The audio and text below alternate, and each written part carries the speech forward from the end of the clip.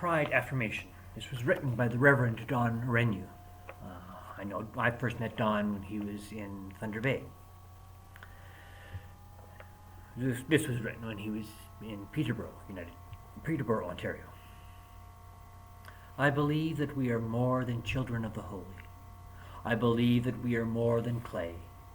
I believe that we are more than flesh. Flesh that is warm and sweaty, soft and hard. In us is embodied the soul of the divine, calling us to love, embrace, and share the kiss of peace. Statements of love.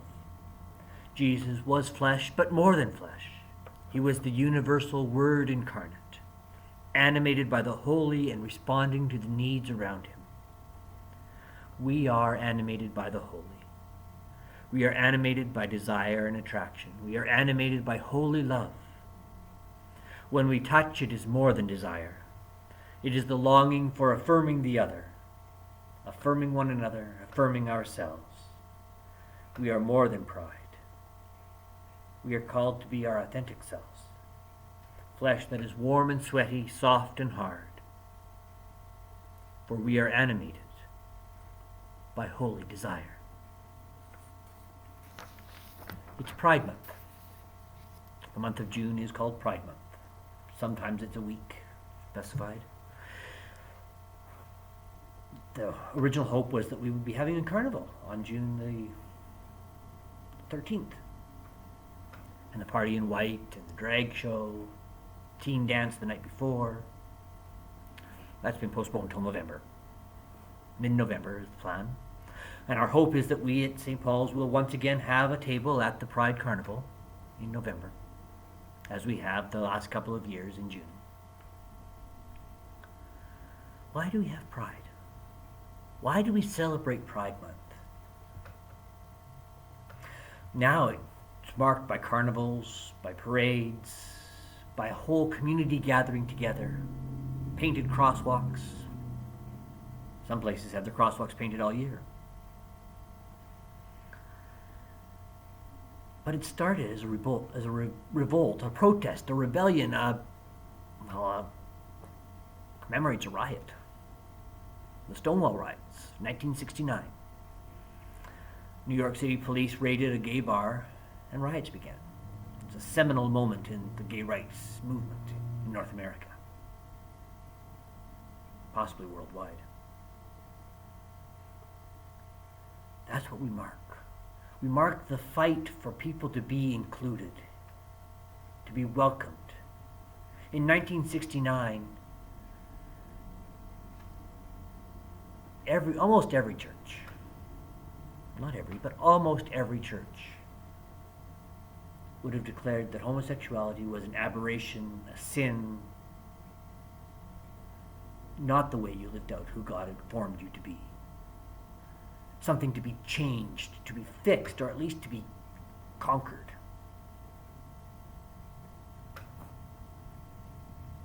The United Church would be one of those.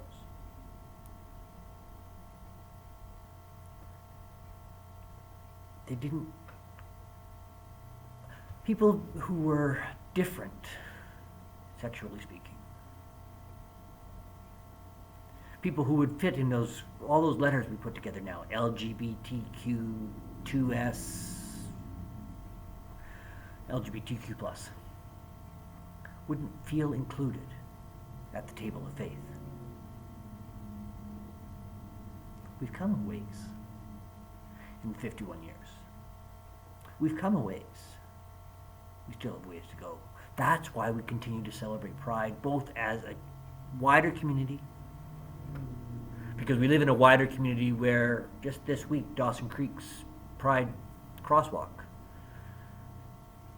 was the scene of a burnout as people left tire tracks on it intentionally. But also in the church, we continue to work towards what does it mean to welcome all, to be inclusive, to say everybody is welcome at the table of faith. Words from a song of faith. We sing of a church seeking to continue the story of Jesus by embodying Christ's presence in the world.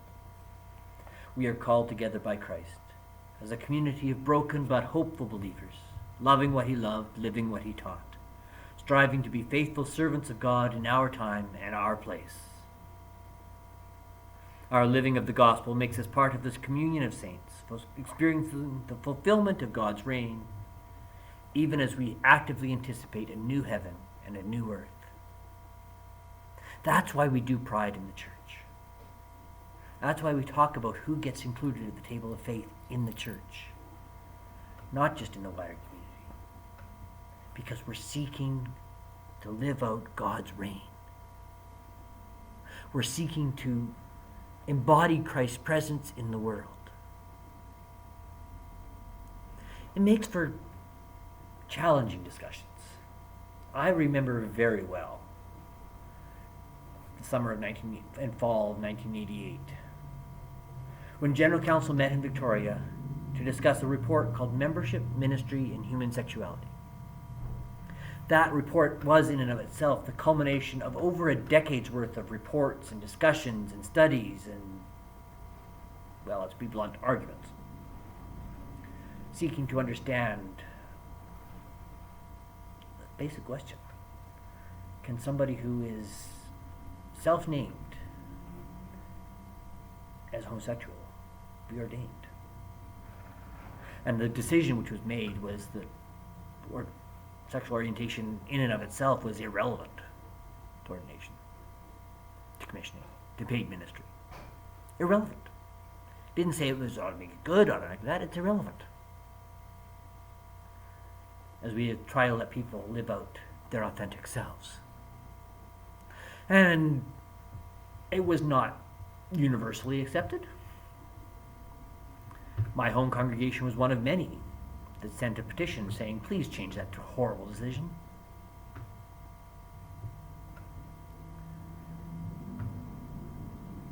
We've had 30 years to live into that decision. And we're getting better. But still, the church, we stand part of a broader organization which, well, let me sum it up this way. Last year, at the Pride Carnival, more than one person came to the table. The St. Paul's table, we had the St. Paul table banner on it, we had a display board, and we had some games. And we had some giveaways. Last year was our Tree of Faith, if I remember correctly,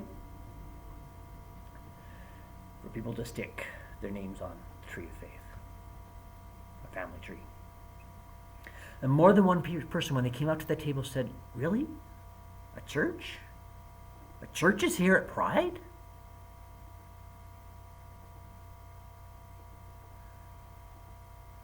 Think about that for a moment. Really? A church?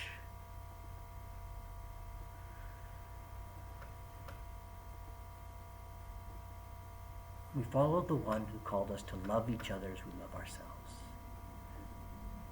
We follow the one who called us to love each other as we have been loved by God. We follow the one who said, don't just love your neighbor, love your enemies. Love those people who are different than you, who think differently, who look differently, who act differently.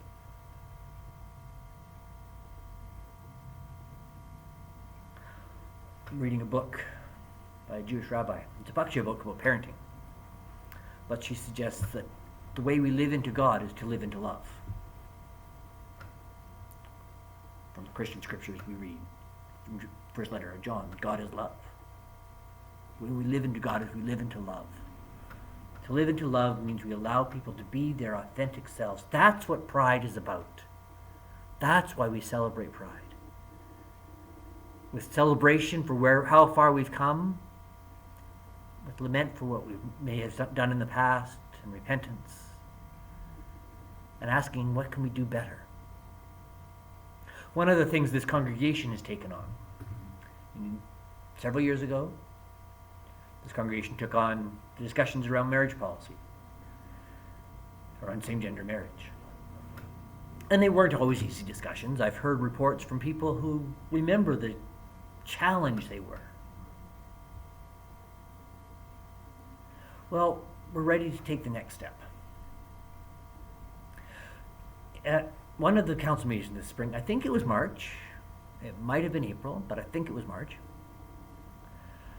we voted to form a task group, which would look at what would it mean for us to name ourselves as an affirming congregation, an affirming ministry within the United Church of Canada. What does it mean to say we are publicly, implicitly, publicly, intentionally, and explicitly welcoming of people anywhere on the LGBTQ spectrum?